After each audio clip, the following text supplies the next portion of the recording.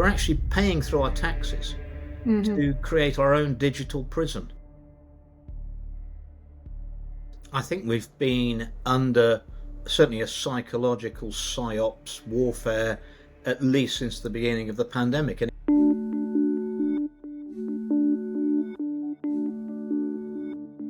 Hello and welcome to my podcast. It's Jasmine Birtles here, and today I'm joined by the former MP Andrew Bridgen. Andrew, hello there. hi, Jasmine.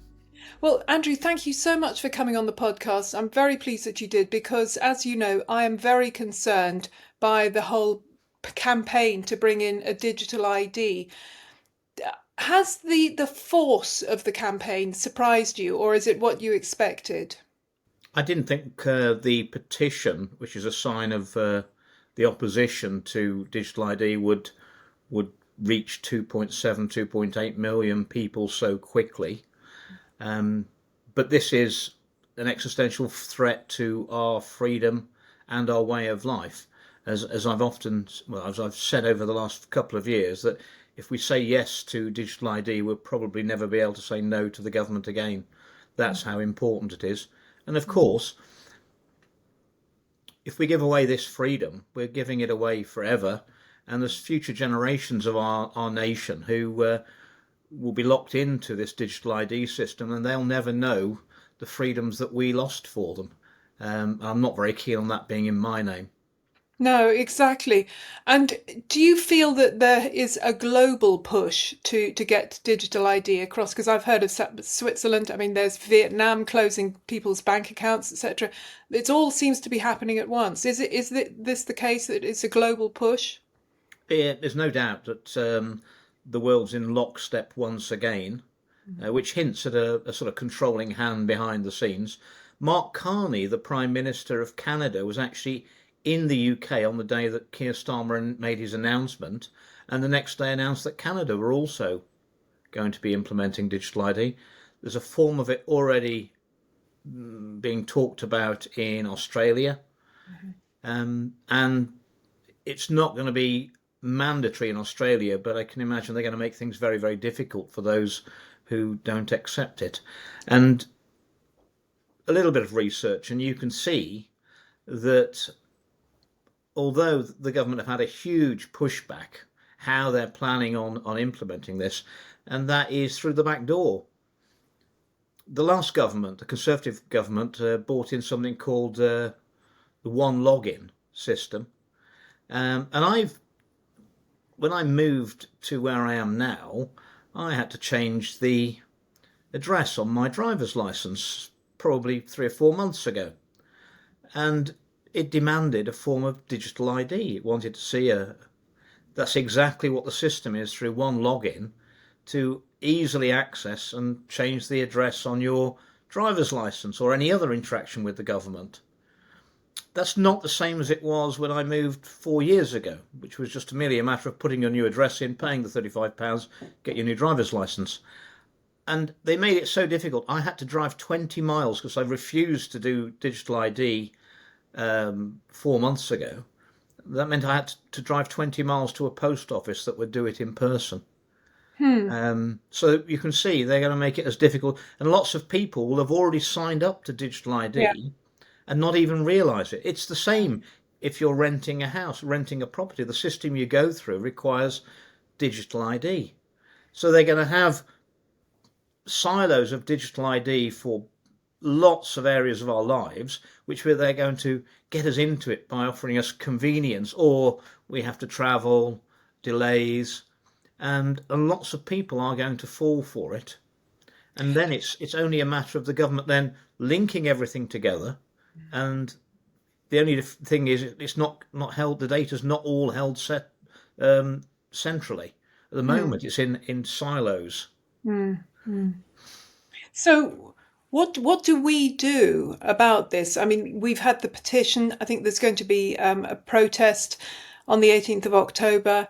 There's a lot of activity online, a huge amount of pushback on social media. But as you say, if these systems seem already to be in place, what do we do to undermine it and to really properly push back? Well, the government has already clearly in the baton handover from the last Conservative government to Labour, this has been on under the table for a very, very long time. And I think billions of pounds have been spent on it. And it was very clear that the response from the government to the huge public outcry about digital ID and the petition was that they're pressing on with it. And anyone who believes that it's actually going to control people coming over on the small boats, I mean, it's absolutely ludicrous. I don't know how stupid they think the public are. No, They're going to exactly. fall for that. What are we going to do? Well, I'm going to speak on the 18th in London. Good. I'm also speaking, I think, on the 11th in Birmingham, and I'm probably speaking on the 25th in Cardiff on this issue. So we need public awareness. I'm afraid we've got to be willing to accept a more inconvenient life to avoid becoming part of the digital ID plans of the government, whether we want to or not. And we Yeah. should definitely be using cash as much as possible because that's untraceable. That's not giving them the data that they want on us. Not shopping in places that won't take cash. This is what I'm trying to do now for the same reason. Well, I've Absolutely. noticed that the self-service tills, they're all card, aren't they? They've Yeah, suddenly funny become that. all card, and Mm. I mean they are filming you. They're filming Yes. you as you do pay for your shopping and put it in your shopping bag. Um, you know, there is a suggestion that we could all ask the supermarket for all of the film they've filmed of us while we were on the premises before we leave. Yes. That would cause them a few problems. And That clearly, would. if they didn't hand that over, they'd be in breach of data retention rules, I think. So there's Yes, and you lots can of get things some we cash. can do to make it very uncomfortable for, and not make it easy for the government to collect all this data on us. And of course, the long-term plans, we've already heard about these data centers that are going to take, what, 25% of all the power in the country, that we don't have the generating capacity for. And well, of course, we're paying for that. It's 5G that will collect all this data. We've paid for that. Hmm. Um, and and it will be our data that's being analysed at these data centres. So we're actually paying through our taxes Hmm. to create our own digital prison. Which is shocking. But you were a backbencher in the last government. You were a Conservative MP. Were you not aware of these things that were happening? Were they done sort of behind your back, even as an MP? We never had any debates on any of these issues. Um, you know, no. I was aware that the one login system, but I'd never come into contact with it personally. And obviously, when I did come into contact with it, I just refused personally to go for the easy option, which is digital ID, where you put your face into a circle on the screen, and it takes and it analyzes that against the passport you've already scanned into the computer. So if you did know, Of course, if, it's called the Brit card, Mhm. and people think that stands for the British card, don't they? Yeah, yeah, It that's what doesn't, I does it? It's biometrics, registration, identification, and tracking. really, I didn't know Yeah, that. that's what Brit stands for. And of course, Biometrics, what's it? Biometrics, registration, registration, identification, and tracking. tracking. Golly, that's, yeah. Yeah. Yeah, that really is quite something, isn't it? Because it absolutely sounds like I assumed it was, just one of those like, Brit pop, Brit card. So that's Well, that's what's obviously, and you know that anything that's smart, smart yeah. motorways, smart appliances. Well, what does smart stand for? Yes, I'm trying to say something metrics. It's surveillance, monitoring, Ring. and tracking. Yes. Uh, they're telling us They're without telling us, they're actually. telling us, and they think we're too stupid to work out what's going on. Yes, absolutely. But, to go back to when you were an MP, who was doing this, do you think? Because, as you say, you didn't have any debates about it. You weren't aware of it, I think really. the Grant Shapps in business enterprise was pushing through the one login system. So basically, if you want to access any government services, they want you to get this one login system, register your biometrics, so they know who you are, and then they can monitor everything you do. Um, it will be convenient, But as Hmm. we've said before, you'll always be sold convenience and safety to give up your freedom, and anyone Exactly. who's willing to give up freedom for safety and perceived safety and convenience, you will end up with neither freedom, safety, or convenience. The Yeah. only person it's convenient for is for government, Hmm. and also to the large corporations who'll be given access to that data. And it feels like there are some very, very rich individuals in the shadows who are pushing the buttons, who are pulling people's strings. I mean, the fact that Keir Starmer is insisting on it, he's the most unpopular party leader we've had. It's the most unpopular government we've had. You'd think that they would say to themselves, "Oh, let's not do something that's going to make us even more unpopular." So it has to be that they're being told to do this. It's interesting that I think it was yesterday. I mean, the shadowy Peter Thiel of Palantir, someone who attends the Bilderberg meetings and was stopped and wouldn't comment about what they were discussing at Bilderberg this year. Um, they've actually made a statement in the newspapers yesterday that they felt that Keir Starmer's plans for mandatory digital ID was over the top, and That that's that's really quite, as you say, quite something for them to be saying. Oh, a bit strong, Palantir. And then there's been Larry Ellison. He's been seen with Tony Blair as well. So he's another one, isn't he? Who's very keen on digital ID, and it has a lot of cash involved in it. well, it's a World Economic Forum policy. Um, it's a United Nations Agenda 2030 policy. And of course, Tony Blair, now we know that Ewan Blair, his son, owns the company that will be platforming the digital ID and will be getting billions of pounds of revenue from the government, and that Tony Blair has £365 million worth of shares in the company. Um, Right. Perhaps he should have declared that interest before he started pushing digital ID.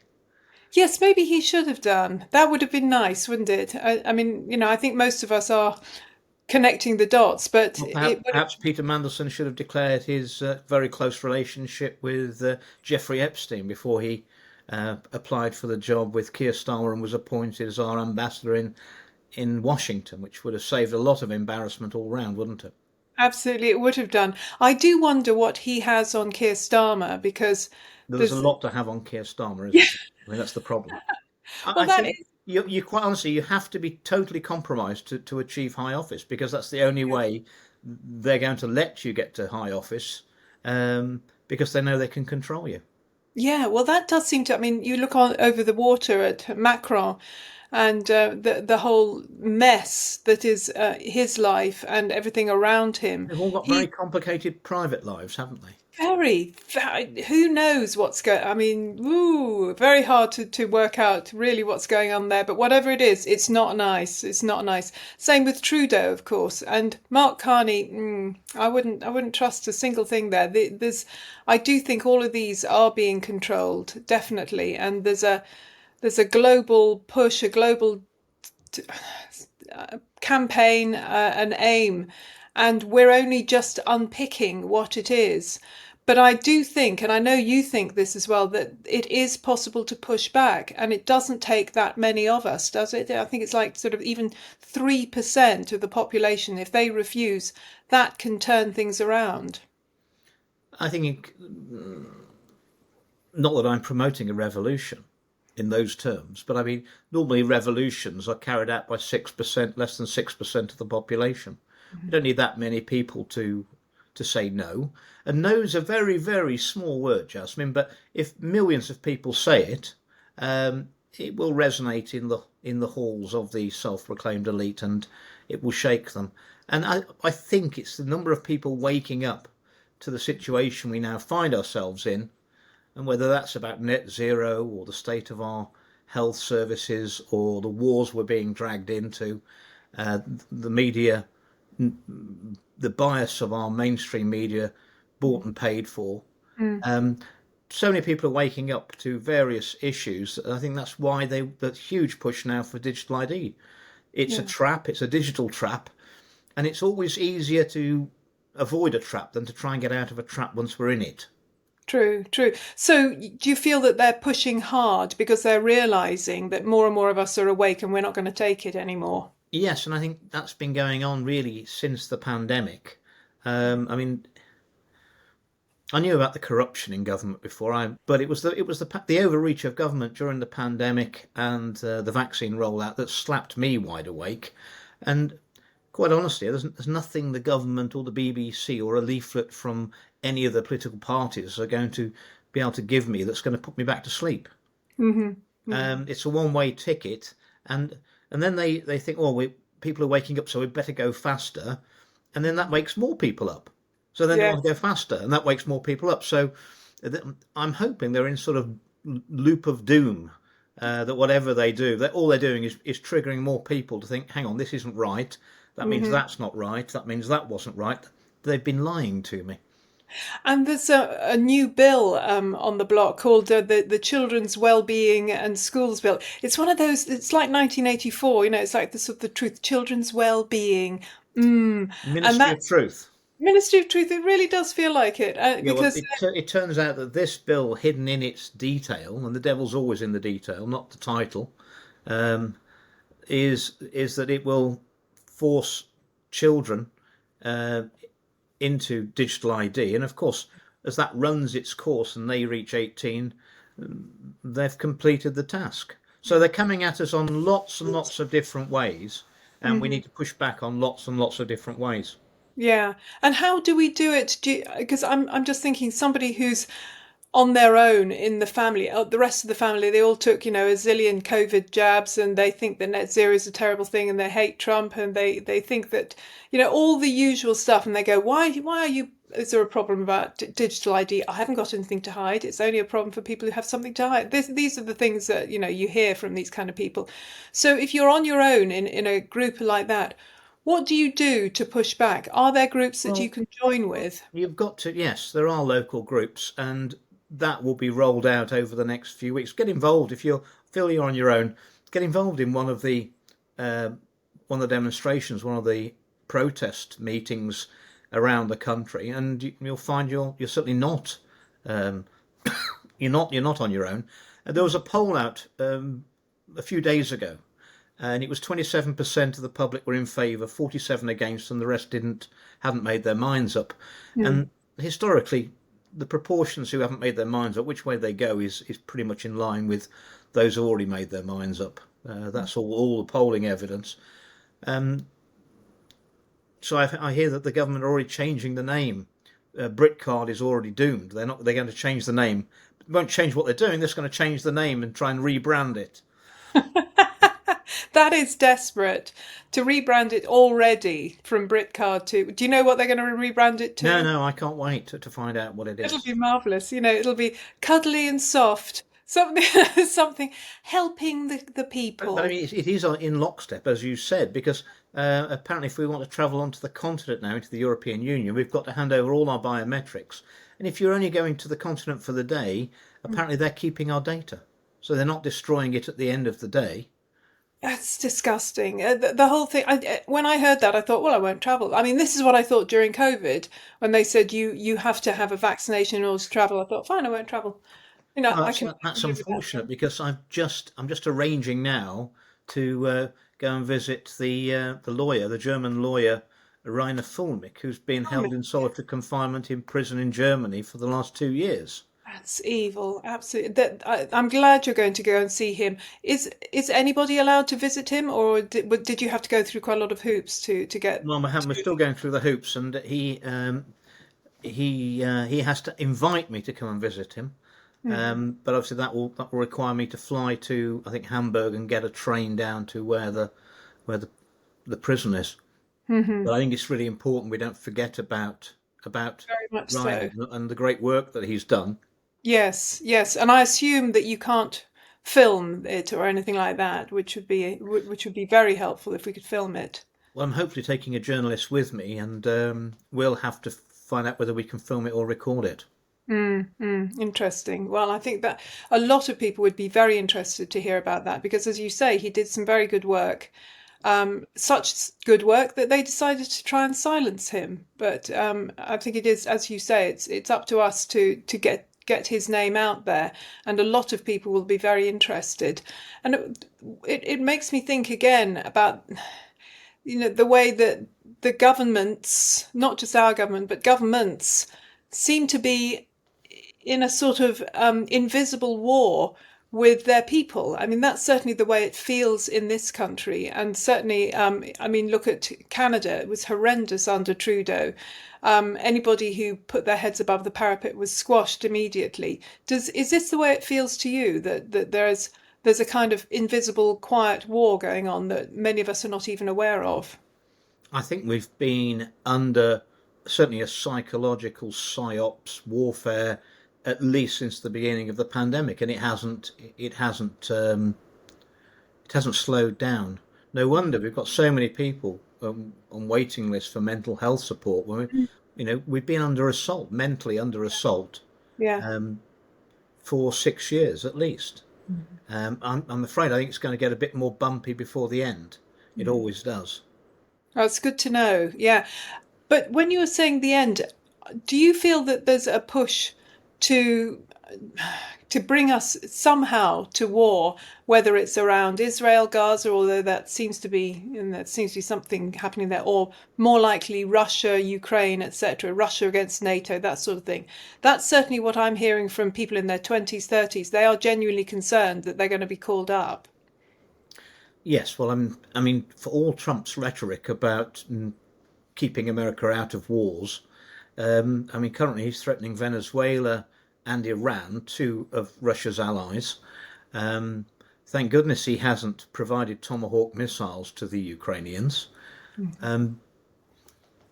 It's very clear that the European powers, they want to get us into a war.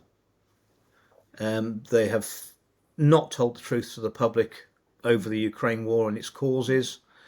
I mean, we have ripped up every agreement we had with Russia. Minsk 1, Minsk 2. For those who can remember, in 1991, when the wall came down and it was the end of the Soviet Union, we promised the Russians that if they let us have reunification of East and West Germany, that we wouldn't move NATO or the European Union 1 inch east of East Germany. We've broken every agreement. We've moved NATO and the European Union 1,000 miles nearer to Moscow. Putin has said for decades that he will not allow Ukraine to fall to the EU and NATO, and he doesn't want NATO missiles on the Ukrainian border with Russia, which would be able to be in Moscow in 20 minutes. And if you look back in history, in the 50s, the same situation happened between the Soviet Union and America when the Soviet Union decided to deploy nuclear missiles into Cuba. We had the Cuban Missile Crisis, which took the world to the verge of nuclear war, but thankfully people pulled back.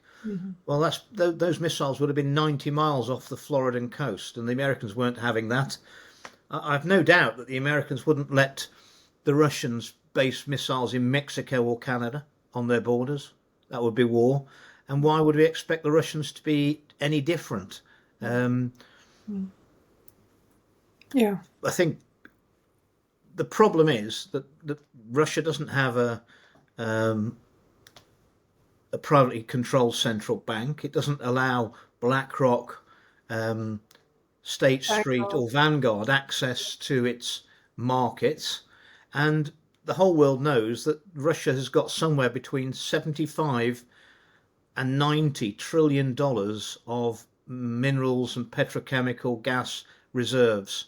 And those companies really want to get their hands on that. Now, Russia is the biggest country in the world already, but it only has a population of about 145 million. That's not even, that's twice what we've got in the UK.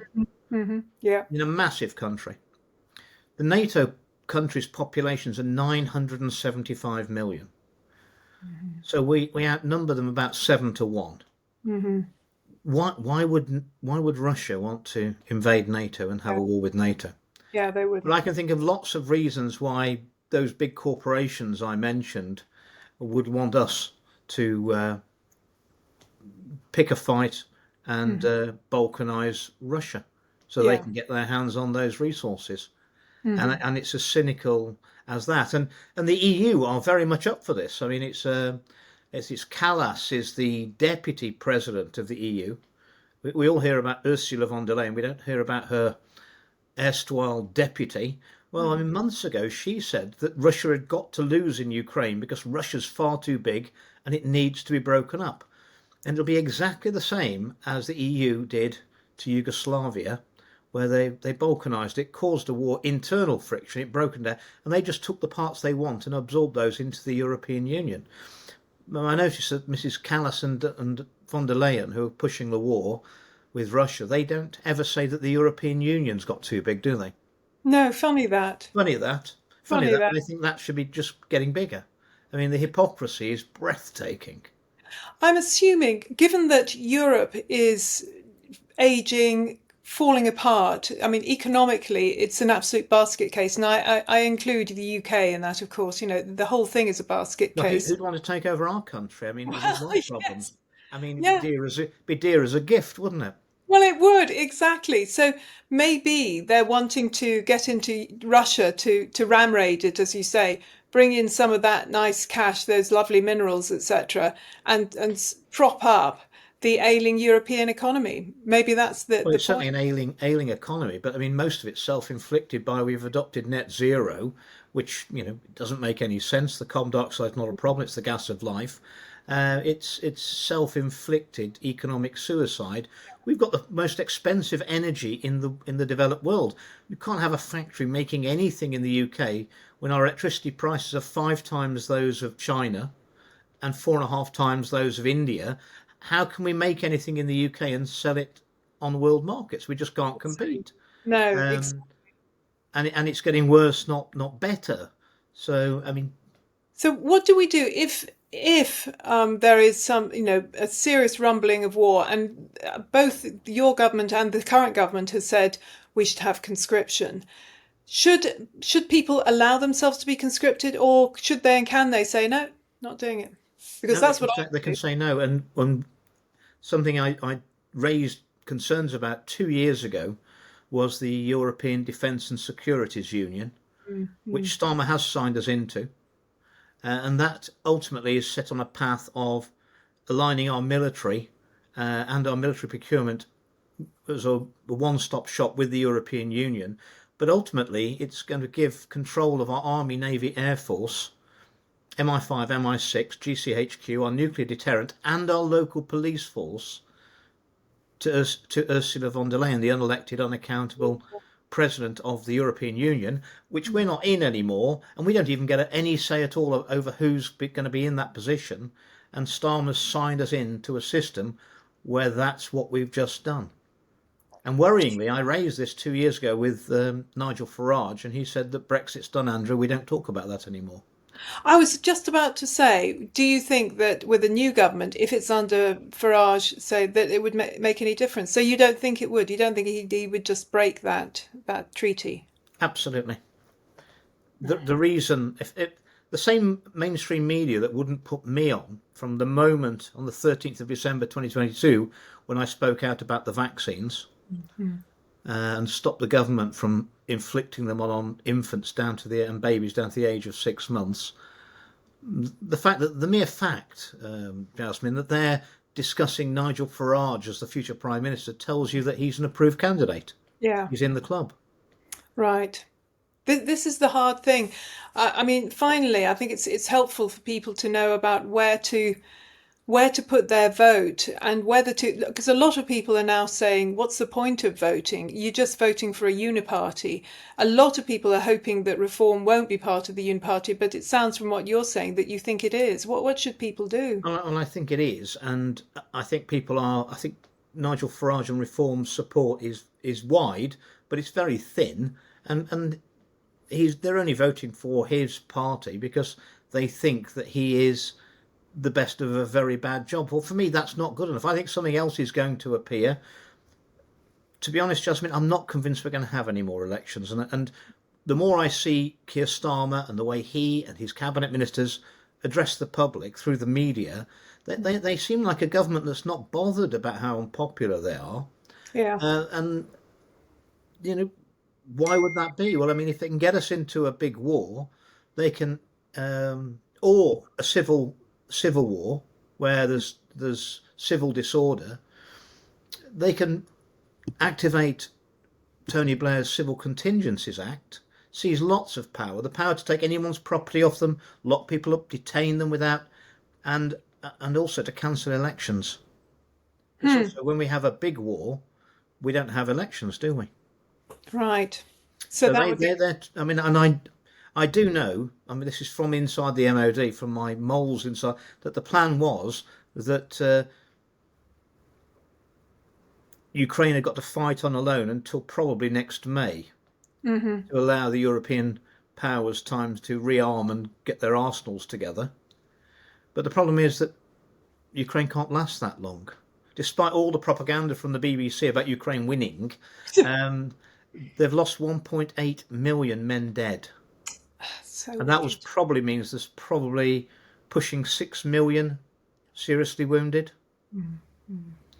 There's very they're now recruiting 15 and 14-year-olds and 60-year-olds into the Wicked. Ukrainian military and pushing them into the meat grinder, and it's disintegrating. So that is now a problem for the European powers. Is what they're going to do. What do you think they will do? Well, I'm afraid again looking at the Russians are many things. I'm not saying Putin's perfect. That very few people, nobody is. But at the end of the day, they're not stupid. Why would they send dummy drones to annoy Poland, Denmark, Scandinavia, Romania? And how many of those drones do you think the Ukrainians have got hold of during this war and stockpiled? Whose interest is it to drag NATO into a war against Russia? Certainly not in Russia's interest. It's only in Ukraine's interest. Well, the fact is that those drones don't have the range to get to all those destinations from any Russian-held territory. The Ukrainians are actually saying that we think the Russians must have flown them off ships in the ocean to. Well, I mean, this is you've just got to say when something happens, whose interest is it in? And it's certainly not in the Russians' interest. It's like And they, Nord Stream. I yeah, mean, it wasn't even and Russia's. you've got to also look at the meaning behind things. I mean, you'll recall that Keir Starmer said that he's going to extend voting to 16-year-olds. Yeah. That's because under the European Defence and Securities Union, the conscription age is 16 to 35, male and female, and you can't ask people to die for the country, lay their lives down if they haven't got a vote. And that's as cynical as that. And I don't think they're going to have a vote anyway. And if they do, I would urge those 16, 17-year-olds who haven't been able to vote before to think very, very carefully who they vote for. Exactly. But that's the problem. Who do you vote for? Because, whoever we have, it seems they will still say we're going to have a war. So ultimately, I think we're on our own as the people, and we'll have to have a contingency where we decide, right, if they tell us to do that en masse, we're going to refuse. That's what I would suggest. Well, I can see Starmer, I did say over a year ago, before the last general election, that Rishi Sunak had let it be known to the MOD that he didn't want to be a wartime Prime Minister. I think, by the number of times and how he relishes putting his combat fatigues on, that you can see that Keir Starmer does want to be a wartime Prime Minister. Yeah. You've got very unpopular government here in record time. The most unpopular government in record time, just over a year. Keir Starmer doesn't want any elections. Emmanuel Macron in France doesn't want any elections. He'll be out. Chancellor Merz in Germany, they had local elections. The AfD for support went up in northern Rhineland 300%, and the socialist vote collapsed. He doesn't want any elections. You can see the power centres of the three major European nations. It would suit them all to get us into a situation where we had a major conflict in Europe and they didn't need to be held to account. We've got to resist Yeah. that. What would we? I've been in the military, and what would we be fighting for now? We're fighting what, for our freedom, No, freedom of I speech. mean that's a What are joke. we fighting for? Yeah, we're fighting. Um, no, I wouldn't. I don't want my children to die in a ditch in the Donbass Mm. for the borders, to secure the borders of Ukraine when we can't even secure our own borders from illegal migrants. It's nuts, isn't it? I would deploy our military straight away to secure our borders. That's the job of the military, isn't it? To secure our borders and stop an invasion. Yeah. And we are being invaded. Yeah, we are. So it seems to me that we need to firstly resist the digital ID. And And the stealth implementation through other interactions, whether that's with banks, with the government. They're going to be trying to get us into the digital ID system voluntarily without our knowledge. yes, they are. And then get ready to resist any attempts to make us go into a stupid war. I mean, a really stupid war that's only going to be good for a few billionaires and a Well, few corporations. if Kamala Harris had won instead of Trump, and I'm not saying that Trump's perfect either, we would have been at war with Russia by last Christmas. That was the word. And you'll remember that last autumn, President Putin showed the world his Erosion missiles. He did that because he knew, as well as a lot of other people knew, that the plan was for a false flag nuclear detonation in Europe and blame it on the Russians and start the war. That was the plan. Well, he showed his Erosion missile to show the world. He said, I don't need to use nuclear weapons. That was to cut that head off that snake before it Good. started. That Jasmine, that's how close we've already been to World War Three. Yeah. So many times over the last 6 months. And the globalists, they want a war because they need a war to cover up everything they've done to us, the lies that they've told to us, the money they've stolen from us, and the crimes they've committed against us. I mean, even Zelensky said to the Americans that half the money that they donated, supposedly from America, $150 billion, half of it disappeared. We've given £22 billion, which is probably what, $30 billion. How much of that has disappeared in corruption? Exactly. I spoke to some people who have been convicted of illegal arms dealing, and they said that half of all the weapons, the personal weapons that were donated to Ukraine, the Ukrainians sold them on the black market for cash. They always want more weapons. They've sold half of them. They've dropped the worldwide price of illegal firearms massively because they've been dropped onto the market. And then went off and bought Ferraris, I assume. Absolutely, and villas in Switzerland and the south of France and Florida. Yeah. Yes, and I couldn't help but notice on the October 7th massacre by Hamas of 1,200 Israelis. You look at those weapons. They're Western weapons. They're not AK-47s. They came from Ukraine. It was sold on the black market to Hamas. Wow. It just gets worse. The spiral goes further and further down. It gets worse and worse the more we talk about it.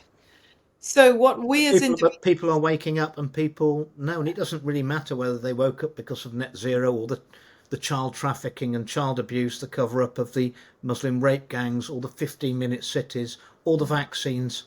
The next 12 months for humanity is going to be so important.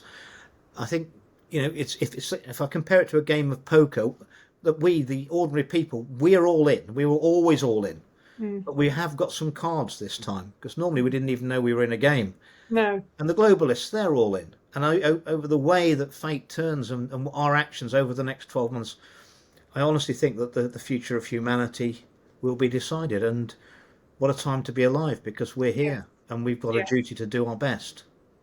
It's a And time of everyone does revolution. their best. And when there is a time to stand up, and we're not far away from it now, and people stand up, enough of us stand up, it's the best chance we've ever had of turning this system around. And then we can have once everything's exposed, we can then have a better system. Yes, yes. It does feel like time to have, as you say, a better system. The old systems are not standing up to, they can't stand the test of time now. We need a new system that is genuinely democratic, that's more locally based, that involves genuine involvement by the people for the people, it seems to me. Well, I spent 14 years as an MP, and I know that system. Well, that's the system, Jasmine, that's got us into this mess. It's never going to get us out of this mess.